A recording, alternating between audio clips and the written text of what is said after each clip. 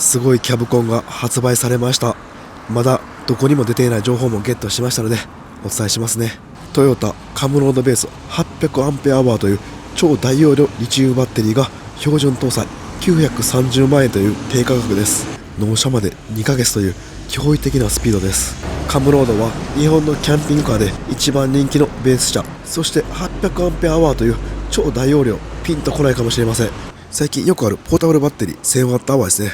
このぐらいのサイズ 1000Wh のポータブルバッテリーがだいたい 9.6 台分という超大容量です。なので標準搭載されているこういった家庭用エアコン、こちら外部電源なしでもう冷やしたい放題です。今四国愛媛県四国中央市にあるキャンピングカービルダー GS カスタムさんにお邪魔しています。どうも首輪です。キャンピングカー大好きなおっさんが見逃せない新しいキャンピングカーができたということなんでやってまいりました。ちょっと今日自分喉が調子悪くて鼻声なんで聞き苦しいかもしれません。すいません。またキャンピングカー業界に新しい風が吹きそうです。そんなポテンシャルを持っているキャンピングカーです。気になるのが電気はすごい、カムロードベースも分かった。あとは家具やレイアウトですよね。実用性はあるのか、安いと犠牲になる家具の精度悪くないのか、ベッド展開など使う側の目線で今日見てみたいです。内装のレイアウトが2種類あります。こちらの王道のセンターエントランス、常設2段ベッドのレイアウトと、こちらリアエントランスの2種類です。今回初出しの情報も多いのでスペックから詳しく説明していきます。 GS カスタムベースがトヨタカムロード2と4個あります。ナンバーは8ナンバーです。乗車定員7名、周費定員6名。サイズは全長 4980mm、全幅 2080mm、全高 2920mm。今回展示している車両は2区です。2区のエンジンは 2.7 リッターガソリンエンジン、4区はマイチェン後の新型カムロードになる予定だそうです。4区マイチェン後は3リッターディーゼルターボ、これマイチェン前の 2.8 リッターと同じスペックなんで、もしかして変更するかもしれません。変更あったら概要欄に貼っておきますね。2区の方はマイチェン後も同じエンジンです。2区4区ともにマイチェンでオートライトが標準搭載になりました。あと残念ですが価格が跳ね上がりました。価格税込みです。2区が930万円、マイチェン後に970万円になります。4区がマイチェン後のみの販売で1170万円です。2区は44万円ほど上がったそうです。4区の方は70万円ほど上がったそうです。ベースのカムロードが上がったのでその分上乗せになっています。消費税諸経費込みの価格です。諸経費込みってすごいですよね。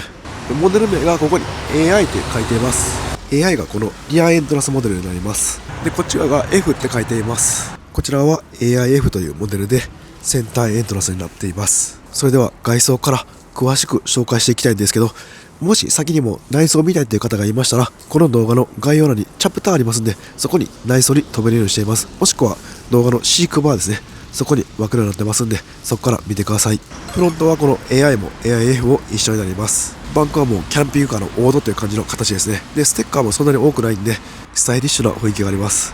なんか晴れのようなデザインにも見えますんで、走っている姿が似合いそうです。でこの LED ヘッドライトにこのヘッドライトウォッシャーがついてます。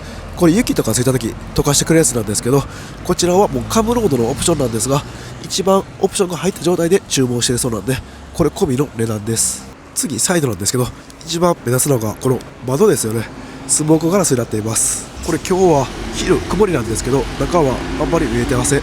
なのでもうカーテンとかシェードしなくても過ごせそうですよね。サイドのスカートのところにこういった給油口などありますが、すごい分かりやすく書いてくれてます。ガソリン給油口、軽油給油口で、これガソリンと給油あるんですけど、この軽油は F ヒーターで使用します。でここに外部電源ですね。でこの換気口あるんですけど、これは中のバッテリー庫とつながっています。なのでバッテリーの熱とかを外に出します。ここは中のマルチルームとつながっています。そしてエアコンの室外機があって、でここはニアの2段ベッドバケッジルームとつながっています。一番後ろにお水の給油口があります。こっち側がニアの2段ベッドとつながっているバケッジルームです。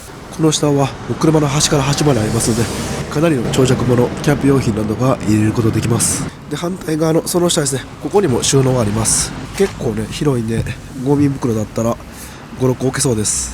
でここは外部シャワーです。これで出ます。でその下、この冷蔵庫の配熱口があります。でここにテーブルのブラケットありますんで、中のテーブルを外に置いてキャンプを楽しむこともできます。そしてここエントランスの上ですね、電動オーリングがあります。中入ってすぐのところですね。こちらでボタンを押すとオーリングが出ます。押してられただけ出ます。これいいですね。こんな感じでちょっとだけ出しといたら出入りの時に傘がなくても濡れなさそうです。今回紹介する装備は全部標準装備になります。オプション装備あればその都度言っていきます。でリアは乗船2段ベッドの窓があるだけです。あとはバックカメラですね。今紹介した外装が AIF なんですけど、 AI の方で違う箇所が入り口がセンターじゃなくてリアに変わったのと、ここの収納が変わっています。ここが収納になっていて、で中のソファー下とつながっています。そしてその下もこんな感じで収納になっています。こっち側はメインバッテリーです。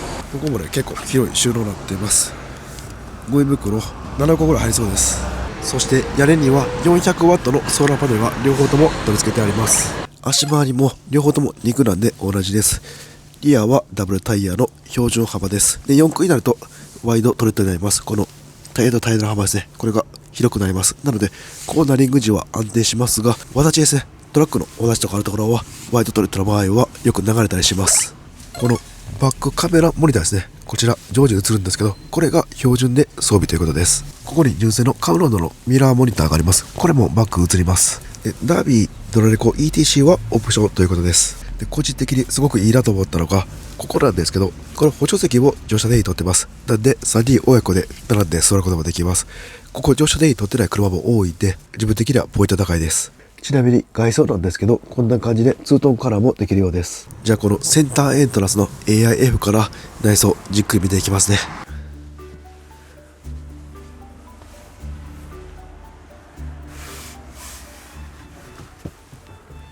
車内はすごい高級感のある作りです。テープライトや感染照明があらゆるところに仕込まれています。でここにね USB-C や USB-A、 そして AC コンセントあります。GS カスタムの社長さんが自らキャンピングカーを乗っていて、で自分が欲しいなと思った装備を入れてそうなんで、すごいユーザー目線なんですよね。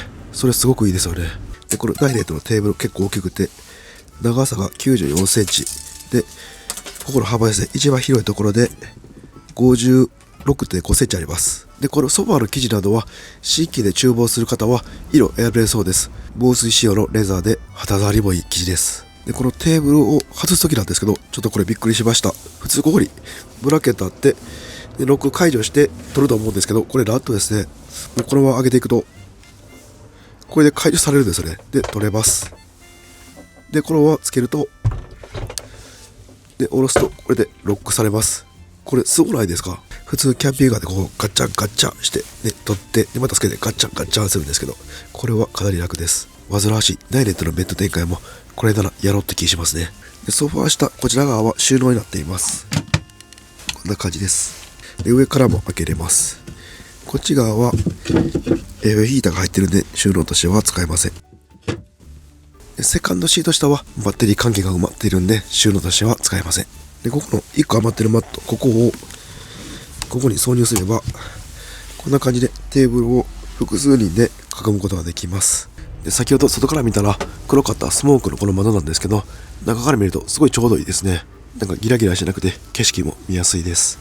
どこか駐車場でご飯など食べるとき、シェードやカーテンせずに人目気にせず食べれるってかなり便利ですね。でダイレクトの上ルーフには換気扇がありますが、これはマックスファーではありません。これ標準のファーになります。マックスファーにもできるそうですが、オプションで費用が別途かかるそうです。こちらは雨の時に使用するとちょっと雨水が入ってくる仕様の換気扇です。マックスファーはほとんど入ってきません。でダイレクト上部エントランスの上には家庭用エアコンがあります。三菱霧ヶ峰が採用されています。あといいなと思ったのはね、このスイッチパネルの下ら辺にここですね、ソファー下にブレーカーがあって、これがすごい使いやすいですよね。もうパッて見た感じ分かるようになってます。結構キャンピングカーって素人が見ると分かりにくいですけど、これならもうどのブレーカーがオフになってるかとか比較的分かりやすいと思います。この辺はアウターサービスのことも考えて作られてるかなと思いました。でこのエントランスなんですけど、すごくいいなと思ったのが、ここを開けてで入るときここに取っ手があるんですよね。なんですごい入りやすかったです。外から見るとこんな感じですね。ここ入るときにここ持ってこう入る感じになります。細かいんですけど、これも実際に使ってるからこそのアイデアですよね。で靴はここに1足中に入ります。そしてここ2足3足か4足ぐらいですかね。ですぐ横に収納ありますんで、これを下駄箱に使ってもいいと思います。で、照明などのスイッチパネル、この辺に集約されています。これ結構ね、見やすくていいんですよね。メイン照明とか、外の照明ですね。ダウンライト。こんな感じで、タッチで操作できます。あとはボイラーとか、ポンプとかですね。で、インバーターをこれで操作できます。インバーターは 3000W という超大容量です。ここに見えてるのが、給水ですね。給水と排水になります。で、給水タンク、清水タンクですね。そちらは外にあって、排水タンクも外にあります。で、清水タンクの方が65リッターで、排水が35リッターです。で、35リッターからオーバーするとオーバーフローして、外に流れる仕組みになっています。ここにボイラーがあるということは、温水が使えます。ボイラーは電気式で、このリアベッドの下にあります。これが電気ボイラーですね。お湯は15リッター作れるそうなんで、普通の水と混ぜるとぬるま湯になってシャワーも問題なく浴びることができます。そしてこの温水ボイラーなんですけど、オプションで寒冷地仕様にできるそうです。この仕様ちょっと自分も初めて聞いたんですけど、ベバストのサーモン50という商品でディーゼル燃料を使い温水を作るそうです。マイナス25度など北海道でも使用可能ということです。その場合は外にある清水タンク凍っちゃうんで、中に20リッターの清水タンクも作るそうです。で、そこから温水ボイラーに送るということです。マイナス25度の中で入る温水シャワー。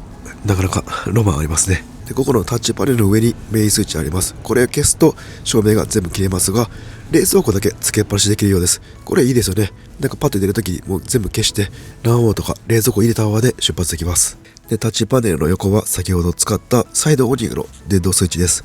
で、その下はこの軽油残量ですね。FF ヒーターの燃料がわかります。で、上に FF ヒーターのコントロールスイッチがありますが、こちらは自動になっています。コントローラープロというメーカーです。これちょっと自分も知らなかったんですけど、GS カスタマーさんが検証して安全性も問題なかったから導入しているそうです。で、この FF ヒーター面白いのがリモコンついてますんで、例えばバックベッドで暑いなとか寒いなという時に温度調整したり、音楽できます。これ結構いいですよね。ただ、あまり知らないメーカーは嫌やなという方は、ベバーストなど有名な F ヒーターにもオプションで変えることができるということです。次、ギャレーなんですけど、これ、すごいですよね。皆さん気づきました？ここ、家と同じ、キッチンパネルなんですよね。なんで油とか飛んでも、もうさっと置くだけで取れます。これ、キャンピングカーにあるの少ないんで、かなりいいと思います。で、この横もメラニン化粧板みたいな素材なんで、もうツルツルしてるんで、汚れもすぐ取れると思います。これは個人的にかなりテンション上がる装備です。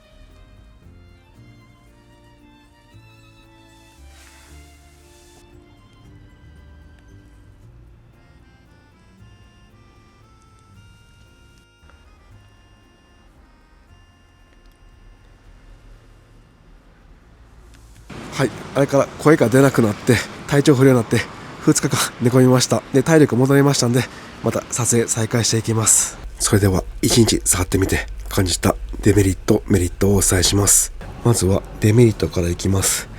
ただですね、今回完成度高くよく考えられているのでデメリットほとんどありません。ですが一段上げてあえてデメリットを見つけました。これはデメリットになるのか難しいところですが、知らない中国メーカーが多いので気になる人は多いのではないかと思い、あえてお伝えしておきます。そもそも日本のメーカーさんもほとんどが中国で作られているので、中国製品だからダメということはないんですが、むしろ中国製品がないとキャンピングカーはもう作れません。日本の製品だけだったら価格はとてつもなく跳ね上がります。なので問題ないんですが、やはり初めて聞くメーカーさん不安ですよね。FF ヒーターはコントローラープロです。で、リチウムバッテリーインバーターのメーカーさんも聞きましたが、やはり日本には馴染みのないメーカーさんです。で、このことを直接 GS カスタマーさんに聞きました。確かに中国の中でもいいメーカーと悪いメーカーがあるそうです。GS カスタムさんは中国と太いパイプがあるので、よりいい製品だけ何度も検証して採用されているとのことなので、自信を持ってお勧めできる商品ということです。なので低価格で質のいいキャンピングカーを販売できるんでしょうね。次なんですけど、デザインに少し癖があります。これは僕個人の意見になってしまうかもしれません。一見するともう万人受けするようなデザインで癖もなくいいなと思ってましたが、気になるポイントはありました。外装で気になるポイントありました。一見するとすごいかっこいい感じなんですけど、ここなんですよね。急にちょっと昭和のなんかスナックっぽくなってます。愛って書いています。これがちょっと癖あるなと思いました。こっちがある車にもありますね。はい、皆さんこれどうですかね。自分は結構癖があって気になるなと思いました。社長さんの思いやいろんな意味があると思いますので、できればこのまま乗りたいとは思うんですが、ステッカーなしにお願いすることもできると思います。自分的にちょっと気になったんでお伝えさせてもらいました。次のデメリットは、新しいビルダーさんなんでアウターサポート心配ですよね。そして RV 協会に所属されていないので、 RV 協会主催のキャンピングカーショーなどには出展されません。日本 RV 協会に所属されていないというのはそんなに気になる方はいないかもしれませんが、 GS カスタムさん自体新しいビルダーさんなので、やっぱりアウターサポートとかですよね。その辺が気になります。また聞くところによると代理店が本社にもあるそうなので、この後直接インタビューでいろいろ聞きたいと思います。そこで詳しくお伝えできればと思っています。キャンピングカーショーに出店しているような有名なビルダーじゃなくてもいいよって方は、安くで買えてすぐ納車なのでありなのかもしれません。デメリットは以上で、次はメリットです。まず一つ目、低価格なのに家具の精度が高かったです。これ一番気になってましたが、結構良かったですよ。やっぱり安いキャンピングカーってこういった扉とかの精度が悪いイメージがあったんですけど、今日触ってる感じではかなり良かったです。こういった隙間とかですね、なんか目立つような大きい隙間はありません。だいたいね、安いキャンピングカーだとこういったプッシュの扉とかですね、この辺とかも反応しないこと結構あるんですけど、もうだいたい1回で綺麗に反応して開け閉めできます。でこのイージークローザーですよね、ゆっくりここ最後閉まります。でこちらはリアベッドのダンパーなんですけど、こうやって上げるとしっかり固定されるんですよね。で慣れるこのテーブルのワンタッチで外れるこのアタッチメントですよね。これすごいですよね。このテーブル金具、日本のビルダーさんもみんな真似されるんじゃないでしょうか。あとは走行時のきしみないかですよね。この辺はこの後実際に車中旅に行って車走行してみて、旅で体感してみてお伝えしますね。次良かったのがこのソファーの背もたれです。これね、盛り上がってて座り心地すごい良かったです。こんな感じで直角ではなくてこう盛り上がってるんですよね。よくキャンピングカーのソファー、このサードシートっていうのは直角になっていることが多いですが、これはしっかり背中が盛り上がっています。こう盛り上がっていることにより座った時ですね、この背中が全体密着するようになってすごい楽です。こんな感じで90度のソファーっていうのはどうしてもこのソファーをベッドにしないといけないんでしょうがないんですけど、ここのマットをもうソファーマットの一部として使用しないことによりこの丸みが実現しました。でセカンドシートの方はこれソファーとして利用するんですけど、これもよく考えられていて、こんな感じで最後くるって曲がってます。そうすることによりこの90度ではなくて少し斜めになって取り付けされています。でこれでも結構楽です。この辺はもう実際に車中泊に行かれている社長さんだからこその発想だと思います。次は何といってもこのキッチンシステムですよね。もうこれ今回一番自分は感動しました。でこれはリアエントランスモデルではなくてセンターエントランスモデルだけになるんですけど、車内で調理される方はかなりおすすめのシステムになっています。まずはこのキッチンパネルですよね。本当に使う人のことをよく考えられています。これならお掃除楽ちんですね。でこのコンロとレンジフードと窓の配置ですよね。もうこれ完璧です。ここで調理してすぐ上側もレンジフードになっています。で空気の取り込み、ここもかなりいいです。ここを開けてこの循環が生まれます。循環というかこの吸気排気ですね。なので夏場や冬場、この車内の冷気や暖かい空気を逃したくないとき、ここだけでいけるんですよね。なんでこのエアコンの消費電力もかなり下がると思います。どうしてもこのマックス1が真ん中にあって大きい窓から換気するともう部屋中の空気が入れ替わってしまうんですよね。なので夏場とかはかなり暑くなります。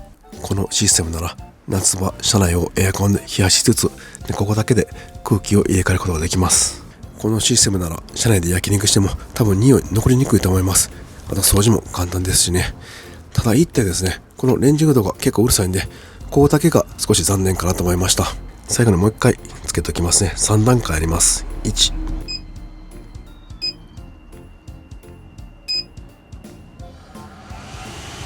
2、3、かなりうるさいです。その分強力だと思うんですが、自分が使っているノメティックというメーカーさんのレンジフードは結構静かなんで、そちらを採用してくれたらさらに最強のキッチンシステムに変わるかなと思いました。で最後のメリットは何といっても納期2ヶ月。なんとこの肉は今だったら納期2ヶ月だそうです。びっくりですよね。もう何台か作っているそうです。実はですね、トヨタハイエースほどではないんですが、トヨタカムロードも生産台数絞られています。なので各ビルダーさんに割り当てられる数もそんなに多くないんです。でもしっかり台数確保されています。マイチェン後のカムロードもある程度台数入ってくるそうなので、4個も早めに納車できるそうです。 GS カスタムさんはキャンピングカービルダーとしては新しいんですが、車さんとしてはなんと55年やられてきた実績があるので、車の確保が可能なんです。日本のメーカーとのつながりと中国との太いパイプ、この2つがありできたキャンピングカーなんですね。以上、自分が気になったメリットデメリットです。一番気になるのは納期ですよね。4区カムロードマイチェン後の納期も知りたいですよね。直接聞いてきます。すみません、ありがとうございました。ありがとうございます。じゃあ自己紹介いいですか？はい、愛媛県を拠点にキャンピングカーの製造販売をしている GS カスタムという会社をやっています。娘です。娘さんです。社長さんの娘さんです。はい、結構手伝われてる感じですか？いろいろ。そうですね。製造以外の、販売の部分だったり、マーケティングの部分だったり全般やっています。じゃあ今日よろしくお願いします。よろしくお願いします。すみません、ちょっと今回自分体調崩しちゃって長引いちゃって申し訳ないです。待っていただいてありがとうございました。いえいえ、とんでもないです。で車見させてもらってすごい思った以上に核の精度も高くて、で自分もキャンピングカー乗ってるんですけど、でも本当に使ってるなっていう感じがすごい分かって、でただキャンピングカーをなんか作って安くで売りたいんじゃなくて、実際にもうすぐ乗れるように作られてるなっていうのがなんかよく分かって、作ってる方の思いもよく分かりました。その辺もちょっと後で詳しく聞けたらなと思うんですけど、はい、じゃあまず皆さんが多分気になってると思うんで、現状の価格と納期ですね、それちょっと教えてもらっていいですか？わかりました。ガソリンの車、今在庫があるものに関しては1ヶ月半ほどで納車ができまして、1ヶ月半ですか？はい。価格が930万円になります。税込みですよね？税込みです。はい。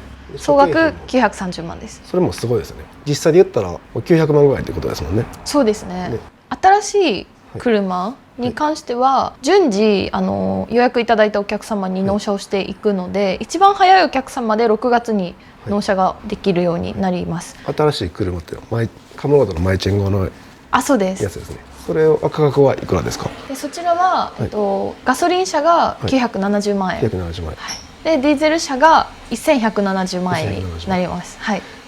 納期は両方とも、はい、同じくご注文いただいたお客様から順次6月に6月ぐらい、はい、納車が可能になります。ということでこの動画が出るのが4月とすれば、もうすぐ注文すれば2ヶ月ほどで納車ができます。じゃあもう注文したやつをすぐもう作ってるって感じなんですね。そうですね。はい。順次納車をできるようにしております。なのでその分早くそうですできて、わかりました。で次皆様気になってるんですけど、アフターサービスって実際に視聴者さん買われて、で故障した時とかってどんな感じになるんですかね？私たちの場合は基本的に LINE の方でご対応させていただいておりまして、はい、もし、お出かけ先とかで、なんか使い方がわからないとか故障かもしれないってなった場合は、動画を送っていただいたり画像を送っていただいたりして、それでこちら側からも直せる場合は動画でこういうふうに直してくださいってお送りしたりですとか、あとは故障した場合もこういう対応をしてくださいと、ひとまず LINE でご対応してます。で、私たち RV 協会には入ってないので、そこのご不安に関しては私全国の車屋さんのネットワークがありまして、基本的に、お近くの車屋さんと連携をして部品の共有だったりをしておりますので、ご安心いただけるかと思います。 LINE でやりたいんですか？そうです。基本的に LINE で動画を撮って送ったり送っていただいたりしてます。難しそうかなと思ったけど、逆に LINE だったら手軽に言えるんで。そうです、そうです。こういう使い方が使いやすいっていうポジティブなご連絡をいただくお客様も多くていろんな使い方をしていただいてます。でなんか伝送系ちょっと見させてもらったらすごいシンプルに作られてたんで、そうですね、その辺も考えて作られてるのかなっていう気がしましたね。私たちのキャンピングカーを作った背景としては、うちの両親がキャンピングカー大好きで、多分10台ぐらいですかね乗り継いで、やっぱ完璧なものがなかったんですよね。なんか少しここがこうだったらなとか、もう少しここがっていうところを全部合わせてあったらいいなを作ったのがこのキャンピングカーなので、なので初心者の方でも一番使いやすいっていう車にはなってるんじゃないかなと思います。実際それでも何台かお客様やり取りして問題ない感じなんですかね。そうですね、過去に、修理が必要だった場合、故障というか、破損だった場合は部品を供給させていただいて、お近くの車屋さんで修理したなんていう事例もあります。それだったらちょっと不安も解消されますね。そうですね、はい。毎回ね、四国まで持っていくっていうのもね、大変なんで、それだったら自分の近くの車さんでねやってくれるならそれはありがたいですね。はい、あとは代理店も、岐阜県の方にありますので、そちらの方でも修理等は受け付けております。現在代理店っていうのは岐阜県に1店舗。現在は1店舗ですね。はい。オートサイトという車屋さんでして、でこちらはもともと中古車の買い取りと、あとキャンピングカーの買い取りもしているようなお店で、今回新しく私たちの新車も販売いただいてるような形です。そこでも買えるってことなんですね。そこでもご購入いただけます。岐阜県だったら、ね、日本の真ん中ら辺なんで、本州のね。そうですそうです。いいですね。四国に来るのが遠い方は、そちらに行っていただければ、お車もありますので。車もあるんですか。あります。はい。それだったらですね、買いやすくなりますね。はい。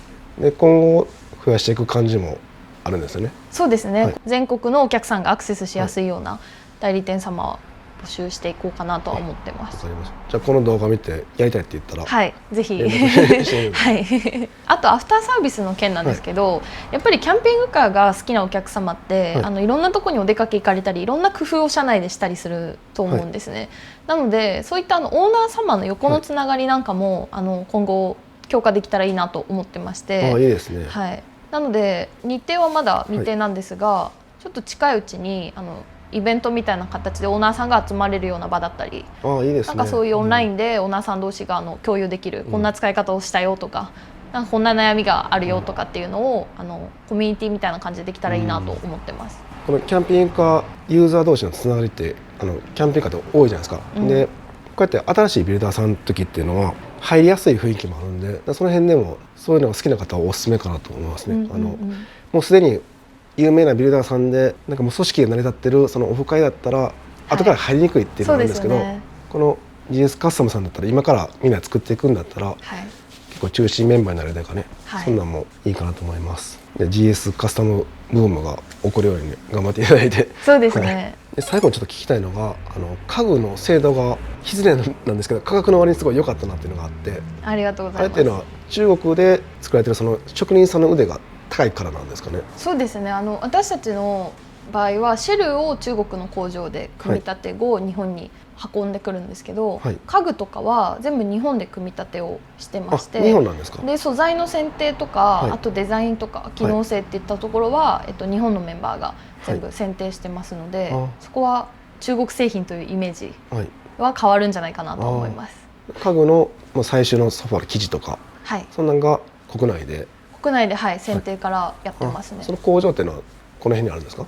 そうです。工場はこの近くにあと2拠点あります。とてつもなく大きい会社なんですね。大きくはないんですけど、ちっちゃな会社なんですけど、今後大きくできたらいいなと思いながらちょっとずつ増やしていってます。